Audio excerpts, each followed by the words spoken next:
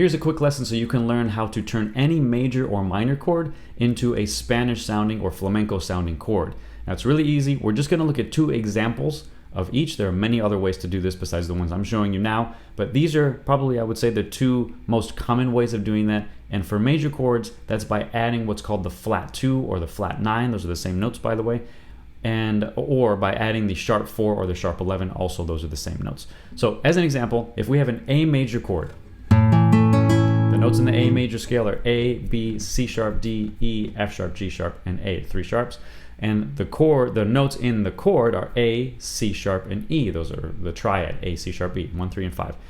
So we've got A major, and we need to add the flat 2 or the flat 9, same note, which is the B flat, right? So A, B is the second note in the A major scale, and we need to lower that a half step.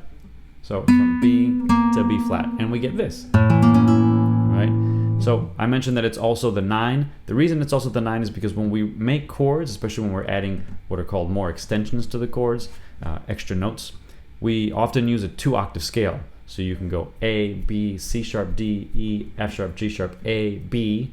There's my 9, right? So that is an A add flat 2 or add flat 9 chord. Another thing you can do is add the sharp 4. So if we look at the scale again, A, B, C sharp, D. D is our 4. So let me just play the A, not with the B flat. So you're gonna play the A. If I add the D, that gives me what's called a suspended 4 chord, a sus 4 chord. We don't want that, right? We want a D sharp. The closest D sharp is there, but I don't want to get rid of my C sharp because that's my 3rd. That's a very important note. You have to have your 3rd in order to tell you if the chord is major or minor. So I can't add it there. I've got to add it in another place. Here's a D sharp there. How about this? What if I do this? I still have my A in the bass, A, C sharp, E, right? And again, I go from this, adding the D sharp, okay? There's another really easy way to add that. That's also the sharp 11. Okay, so just to recap, add the flat 2, or the flat 9, add the sharp 4, or the sharp 11, and you can do that for any major chord. Now, for minor chords, we've got similar rules, except that for the minor chord, we're going to add the 2, not the flat 2. Okay, so for example, if I have an A minor chord, A, C, E, A, B, C, D, E, so 1, 3, and 5, A, C, E. And the scale is A, B, C, D, E, F, G, and then back to A again, and we can do 2 octaves. We've got, right? Now I need to add a 2, or in the 9, A, B, right? I've got my B. So where's my closest B? Right there, right? I can remove that A because I've got another A right here in the 5th string.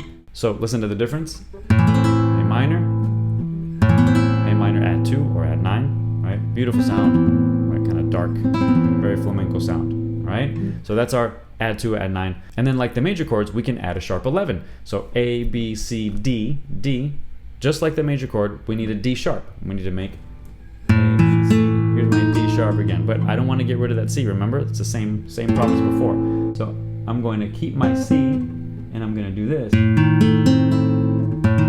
Right? I can change that E to a D sharp because I've got my E here. So listen to the difference. A minor,